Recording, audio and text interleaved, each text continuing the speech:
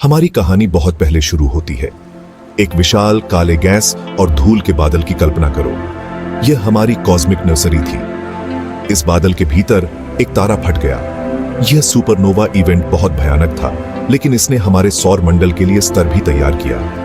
विस्फोट से निकली शॉकवेव ने गैस और धूल को संकुचित कर दिया। इससे एक ग्रेविटेशनल कोलैप्स शुरू हो गया।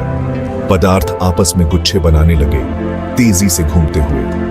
इस अराजकता के केंद्र में एक तारे का जन्म हुआ, हमारा सन। युवा सूरज के चारों ओर बचे हुए पदार्थ की एक घूमती हुई डिस्क बन गई। इस डिस्क, जिसे प्रोटोप्लैनेटरी डिस्क कहा जाता है, में ग्रहों के निर्माण खंड थे।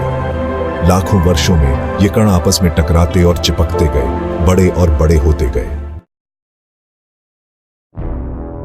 इस कॉस्मिक डांस के बीच पृथ्वी का गठन हुआ। यह एक हिंसक प्रक्रिया थी। टकराव से भारी गर्मी पैदा हुई, जिससे युवा ग्रह पिघल गया।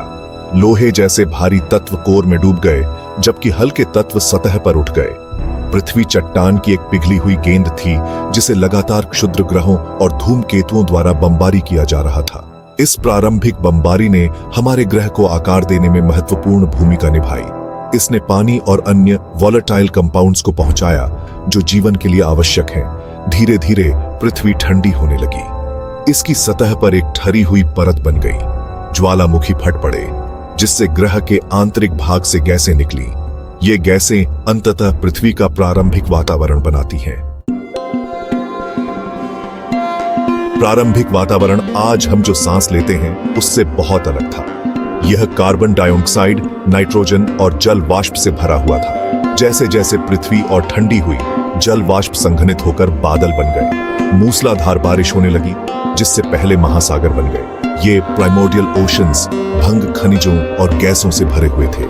उन्होंने जीवन के उभरने के लिए एकदम सही केमिकल सूप प्रदान किया। सतह के नीचे ज्वालामुखी छिद्रों के पास जीवन ने हलचल शुरू कर दी। ये प्रारंभिक जीवन रूप सरल, एकल कोशिका वाले जीव थे, लेकिन उनके पास प्रतिकृति बनाने और विकसित होने की उल्लेखनीय क्षमता थी।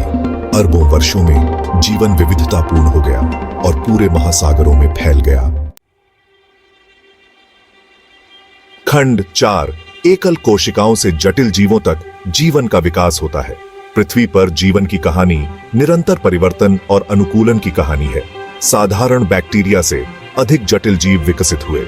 प्रकाश संश्लेषण का उदय हुआ, जिससे ऑक्सीजन मुक्त होकर वातावरण की संरचना बदल गई। इस ऑक्सीजन ने जानवरों के विकास का मार्ग प्रशस्त किया। गोले और कंकाल वाले जीव प्रकट हुए, जो पहले जीवाश्मों को पीछे छोड़ गए। जीवन विविधता में फट गया, ग्रह के हर कोने में उपनिवेश बनाया। खंड 5, डायनासोर का युग। दानव पृथ्वी पर राज करते हैं। लाखों वर्षों तक डायनासोर पृथ्वी पर राज करते थे। ये शानदार जीव आकार और आकार की एक चमकदार सरणी में विकसित हुए। शक्तिशाली टायरेनोसॉरस रेक्स से लेकर ब्राकियोसॉरस जैसे कोमल दिग्गजों तक डायनासोर भूमि पर हावी थे, लेकिन उनका शासन हमेशा नहीं रहा। एक प्रलयकारी घटना, संभवतः एक क्षुद्र ग्रह प्रभाव, ने डायनासोर के युग को एक नाटकीय अंत तक पहुंचाया। इस विलुप्ति घटना ने पृथ्वी पर लगभग 3/4 पौधों और जानवरों की प्रजातियों का सफाया कर दिया। खंड 6, मानवता के पद चिह्न, एक मिलीजुली विरासत। इस सामूहिक विलुप्ति के मद्देनजर स्तनधारियों का उदय हुआ। उनमें से हमारे अपने दूर के पूर्वज भी थे। लाखों वर्षों में मनुष्य विकसित हुए, भाषा, उपकरण और जटिल समाजों का विकास किया। आज मनुष्य पृथ्वी पर प्रमुख प्रजाति है। हमने ग्रह के संसाधनों का दोहन किया है, इसके परिदृश्यों को फिर से आकार दिया है और इसकी जलवायु को बदल दिया है। पृथ्वी और उस पर रहने वाले सभी जीवों का भविष्य अब हमारे हाथों में है। हमारी चुनौती एक स्थायी भविष्य बनाने की है, जहां मानवता और प्रकृति एक साथ फलीभूत हो सके।